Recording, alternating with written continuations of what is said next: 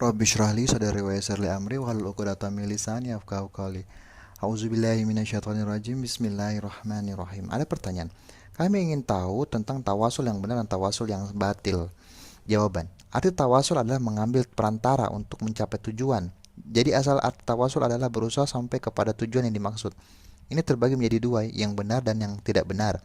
Yang benar adalah tawasul dengan perantara yang benar yang mengantarkan menyampaikan kepada yang dituju, sedangkan yang tidak benar adalah tawasul dengan perantara yang tidak dapat mengantarkan.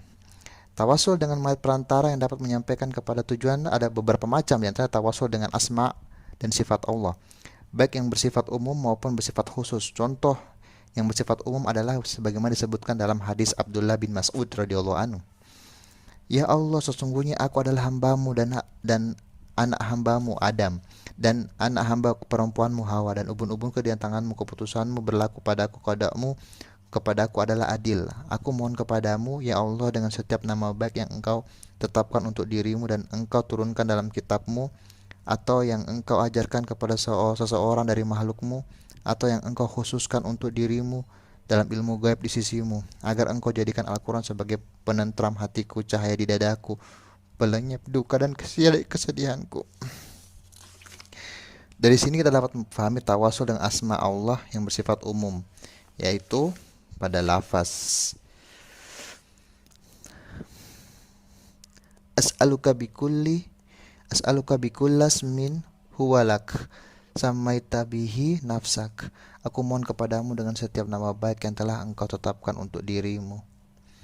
Adapun yang bersifat khusus yaitu bertawasul dengan nama yang khusus untuk keperluan yang khusus yang sesuai dengan nama tersebut, sebagaimana disebutkan dalam hadis Abu Bakar radhiyallahu an, yang mana ia meminta kepada Nabi suatu doa untuk dibacakan dalam salatnya.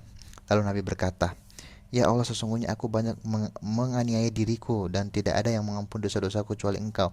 Oleh karena itu ampuni dosa-dosaku dan berilah rahmat kepadaku. Sesungguhnya Engkau Maha Pengampun dan Maha Penyayang.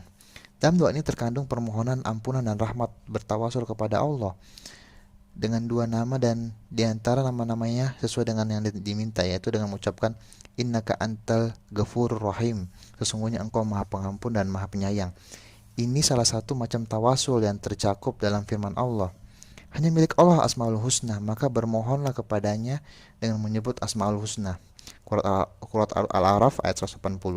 Adapun tawasul kepada Allah dengan sifat-sifatnya adalah seperti halnya tawasul dengan nama-namanya, dan ada yang bersifat umum dan ada yang bersifat khusus. Yang umum misalnya dengan mengucapkan Allahumma inni as'aluka bi asma'ikal husna wa sifatikal ulya.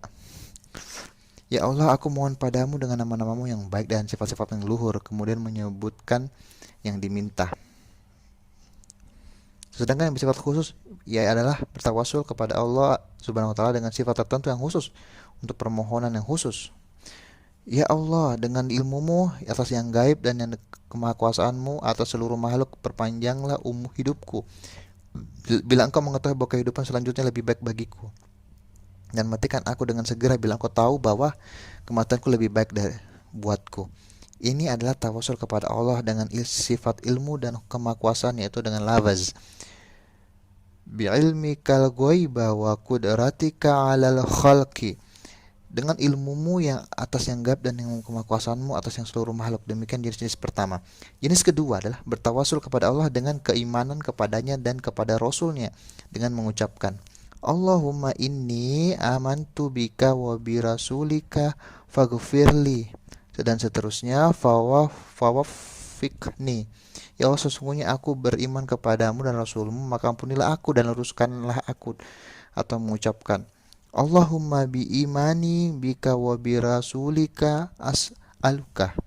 Ya Allah, dengan keimananku kepadamu dan Rasulmu, aku mohon kepadamu.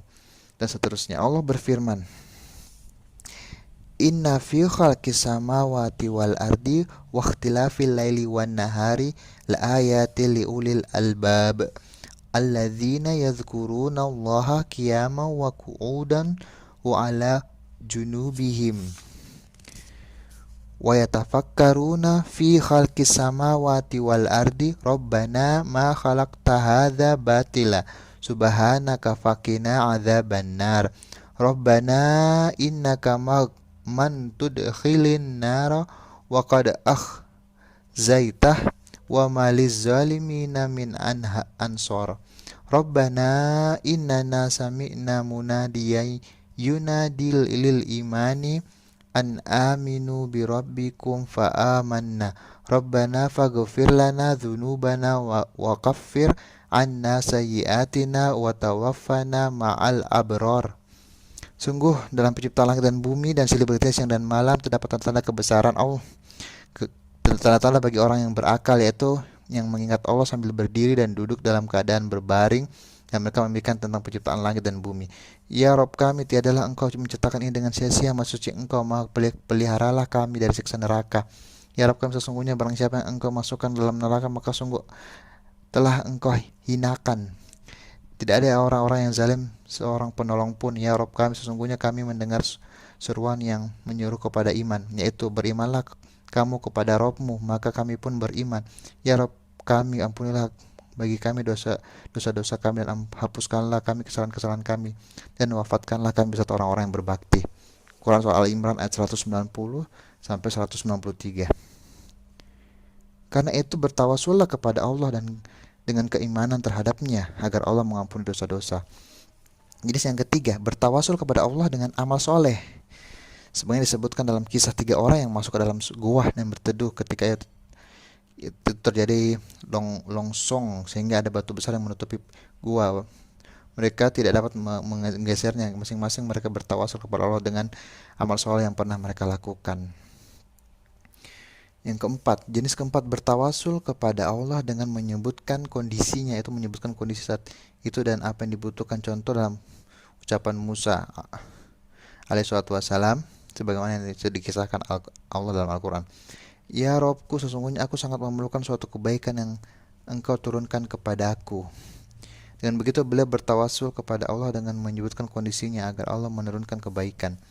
Ya Robku, sesungguhnya tulangku telah lemah dan kepalaku telah ditumbuhi uban. Aku belum pernah kecewa dalam doa kepada engkau ya Rob kami. Itulah macam-macam tawasul dibolehkan karena perantara-perantara itu memungkinkan untuk mengantarkan kepada yang dimaksud. Jenis tawasul yang kelima adalah jenis tawasul selain yang 4 tadi. Ya, selain keempat macam tadi ada tawasul lainnya, yaitu tawasul kepada Allah dengan doanya dengan doa orang yang saleh diharapkan doanya dikabulkan.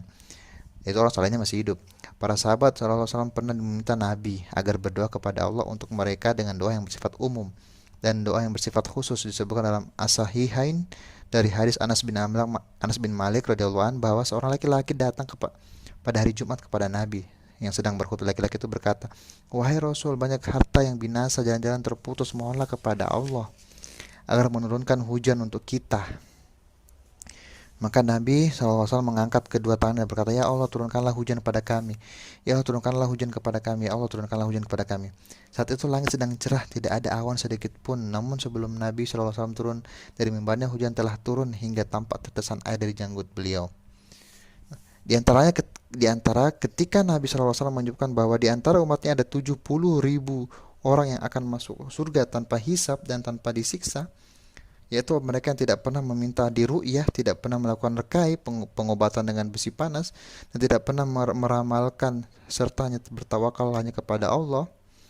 Ukasha bin Mihsan berdiri dan berkata, "Wahai Rasulullah, mohon kepada Allah agar menjadikanku termasuk di antara mereka." Lalu beliau berkata, "Engkau termasuk mereka." Itu termasuk tawasul yang dibolehkan.